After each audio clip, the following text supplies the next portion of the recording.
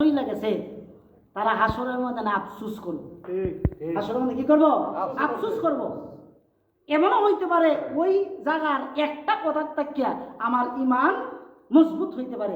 ইমানরা যদি যাররা পরিমাণ মজবুত করিয়া কোনো ব্যক্তি যায়, আল্লাহ তাআলার পক্ষ থেকে ঘোষণা মুহাম্মদুর রাসূলুল্লাহ সাল্লাল্লাহু আলাইহি সাল্লাম বাস্তবায়ন করছেন যে যাররা পরিমাণ ইমান লইয়া যদি দুনিয়ার থেকে কোনো ব্যক্তি যায়, ওই দুনিয়ার 10 দুনিয়ার সমান একটা জান্নাত আমি আল্লাহ তাআলা দান করব। সুবহানাল্লাহ। বুঝাইছে না? বুঝে আসে না। 10 দুনিয়ার সমান একটা জান্নাত এনে বুঝে কেমনে আইতো? দেই তো। আচ্ছা, সহজ একটা যুক্তি দিলে আমরা বুঝাম অটোমেটিক। বর্তমানে মোবাইল আছে না সবার হাতে হাতে? আচ্ছা, টিভি আছে না সবার ঘরে ঘরে? ভাই কথা না বলি, হ্যালো, কথা না। তো ওই যে টিভি দিয়া আর মোবাইল দিয়া, মোবাইলের মধ্যে কয় ইঞ্চি মোবাইল দিয়া? হাইস্ট হইল গা 5 ইঞ্চি, 5.5 ইঞ্চি, যতটুকু দেখা যায়, বাকি তো দেখা যায় না। আচ্ছা, কেলাপ একটা মাঠ আছে, বিশ্বের সবচেয়ে বড় মাঠ, বিশ্বের সবচেয়ে বড় মাঠ। এই মাঠটার নাম কি? কেলাপ মাঠ। এর চেয়ে বড় মাঠ আর বিশ্বের কোনো জায়গায় নাই। এই যে মাঠটার মধ্যে খেলা হয়, ক্রিকেট খেলা হয়, ফুটবল খেলা হয়, 4 বছর পরে পরে বিশ্বকাপ হয় না? এরকম বড় বড় মাঠ লাগে। কয়েকটা মাঠ আছে বিশ্বের ভিতরে, সব জায়গায় তো নাই, আমরা বাংলাদেশে তো নাই। এশিয়ার ভিতরে একটা আছে। তো যাই হোক, সেই দিকে আমরা না যাই, জিনিসটা বোঝার জন্য যে 10 দুনিয়ার সমান একটা জান্নাত যে আল্লাহ দিব, হ্যাঁ, এইটার যে বিশ্বাসটা আমরা ভিতরে আছে, কিন্তু কিছু দুরু আছে। ঠিক, হ্যাঁ, কিছু দুরু আছে, প্রকৃত না। এবং দুরুটা আমরা ছড়াইয়া দিই কেমনে? এই যে টিভি দেওয়া 17 ইঞ্চি একটা টিভি, এখন বর্তমানে 48 ইঞ্চি পর্যন্ত বাইর হয়েছে। এটা তো বড় এরে মোবাইলটা দিয়ে আমরা কই 5 ইঞ্চি যে মোবাইল, এই 5 ইঞ্চি মোবাইলের ভিতরে ওই যে কেলাপ যে মাঠটা, এই মাঠটার মধ্যে লক্ষ লক্ষ মানুষ জমা হয়। কি লক্ষ লক্ষ মানুষ জমা হয়? এই লক্ষ লক্ষ মানুষ আর বিশ্বের সবচাইতে বড় একটা মাঠ, ওই মাঠটা যদি 5 ইঞ্চি মোবাইলের মধ্যে দেখান যায়, আল্লাহ তাআলা দেখাইতে পারে, তো জান্নাত পরিমাণ ইমানের বদৌলতে 10 দুনিয়ার সমান জান্নাত আমার মালিক দিতে পারে। সুবহানাল্লাহ। সুবহানাল্লাহ, আস্তে কই সুবহানাল্লাহ। মহিলারা শুনলে তো করে ঝামেলা। জান্নাত পরিমাণ ইমান।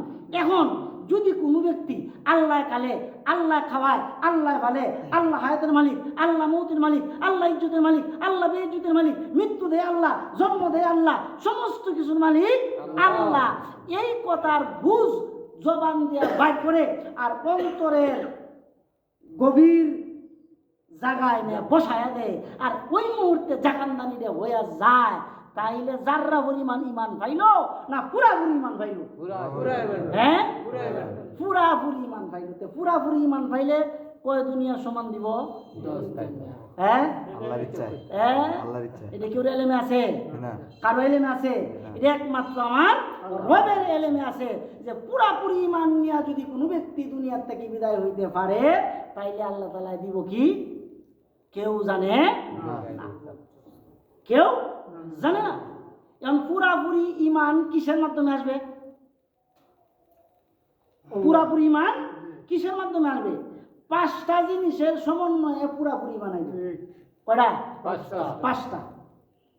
মনে রাখবেন, কয়টা? 5টা। 5টা জিনিসের বিনিময়ে কি হবে?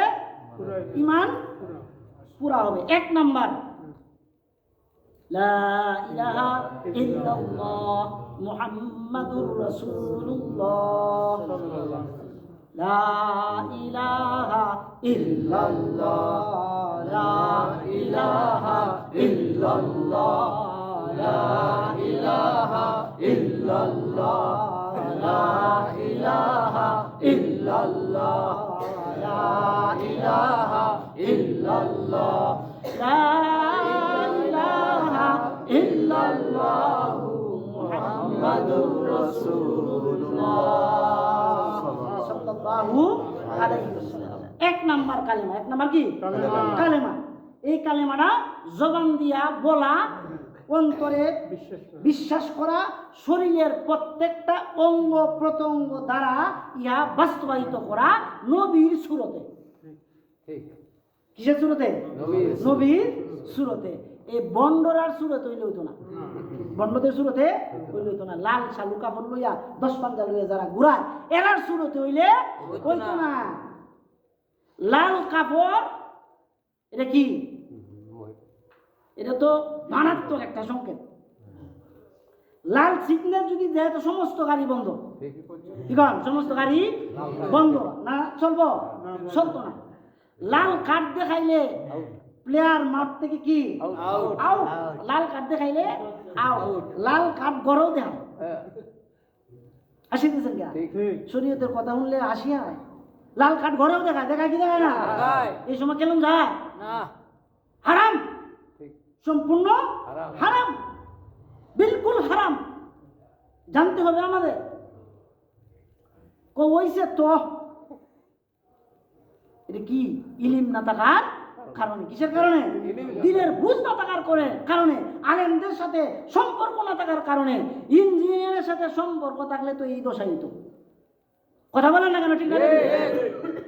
আমরা কার সাথে সম্পর্ক রাখবো? উলামায়ে কেরামদের সাথে সম্পর্ক রাখবো।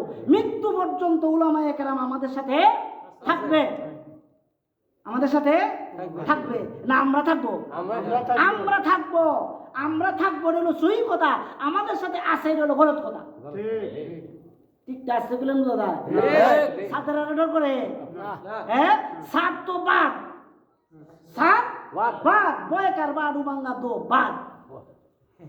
আমরা থাকবো কার সাথে? উলামায়ে কেরামের সাথে। এটা তাদের বক্তব্য। এটা কার বক্তব্য? আমাদের সাথে আলেম আছে। এই কথাটা কইছে না? ছাত্রীরা কইছে না? আমরা সাথে আলেম আছে, এখনো কয়। আর আমরা কি বলি? আমরা উলামায়ে কেরামের সাথে আছি। যতদিন বাচ্চা তাই ততদিন পর্যন্ত থাকবো। রাজি আছি ইনশাআল্লাহ। সবাই রাজি আছি ইনশাআল্লাহ। আল্লাহ তাআলা কবুল করেন। সবাই বলেন আমিন। এক নম্বর হলো কালেমা। এক নম্বর কি? কালেমা। 2 নম্বর হলো সালাত, নামাজ। 2 নম্বরে কি? নামাজ, সালাত। কয়টা জিনিসের কথা কইছিলাম? 5টা। এক নম্বরে গেল কি? কালেমা। 2 নম্বরে কি? নামাজ। এই নামাজটা জানদান নামাজ হইতো। কি নামাজ? জানদান নামাজ। নামাজের মধ্যে জান থাকতে হইব। কাকের মতো টুকরাইলে হইতো না। কাকের মতো টুকরাইলে হইতো না। বন্ধু তুই খারা, আমি আইতাছি। মানে নামাজটা হইল মাথার বুঝা।